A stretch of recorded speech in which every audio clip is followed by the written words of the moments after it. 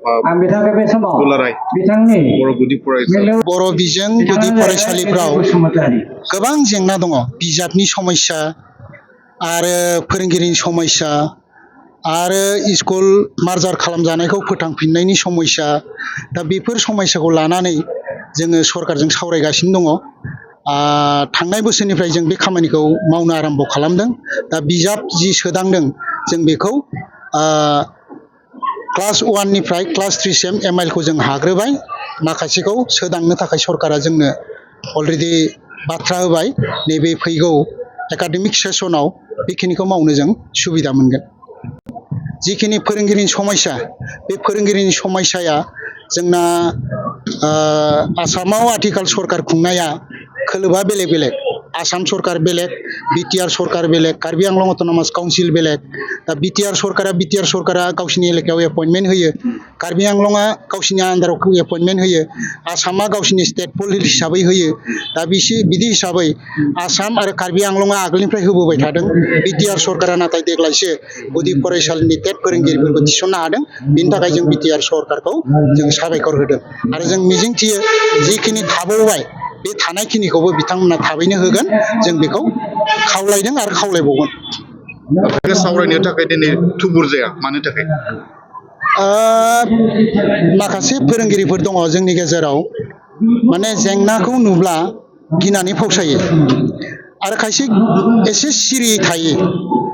बियो सिरि थाब्ला सोरबा एसे मावग्रोथों बिनि मथे आं मावगोन बेबायदि साननानै स्रोदनो बै गोरों मानसिनाव सोंनानै समस्याखौ बेबायदि मानसिया माबाना लायो आरो सिरिनो फोजोबना लायो आरो दा नाथाय जयै फैनानै जुदि सावरायोब्ला बे साबसिन गोख्रोंसिन जायो आरो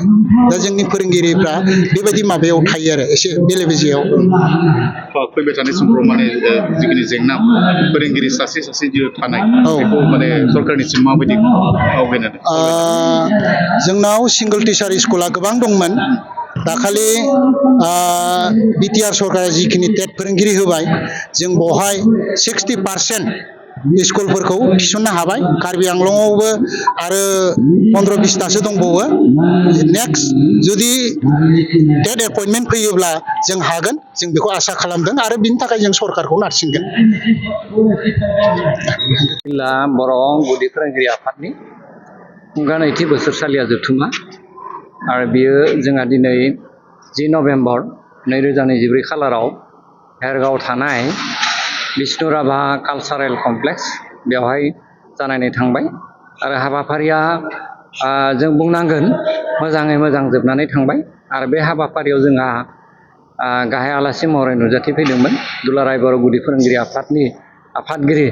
मानगोनां बिथां मदन स्वर्गियारि लोगोसे खैराबारि खोन्दो गुदि सोलोंथाइ मावख'गिरि बिथां भुमिधर बर'आबो हांख्रायजानाय आलासि महरै नुजाथिफैदों बिथांजों लोगोसे आरोबाव गोबां जायगानि जिल्लानि थुनलाइ आफादनि बिबानगिरि दखरा एबसुनि बिबानगिरि लोगोसे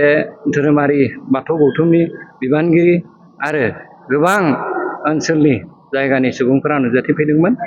जों गोजोननाय मोन्दों दिनैनि बे हाबाफारिया मोजाङै मोजां जोबलांनायनि थाखाय फरायनायाव दिनै जोंहा गाहायै बेयो बोसोरसालिया जथुमा जाहैबाय नालाय जोंहा गोदानै जोङो गुदि दानाय जाबाय जिल्ला आफाद आरो बे गोदानै गुदि दाफुंनाय आफादाव जोंहा गोदानै बिबान मोननो हादों बिथां बिमल बसुमतारी आफादगिरि आरो नेहाथारि महरै बिबान मोननो हादों जोंहा राजिब बर' बिथाङा गुबैयै मा आयदाखौ लाखो जेराव गुबैयै जोङो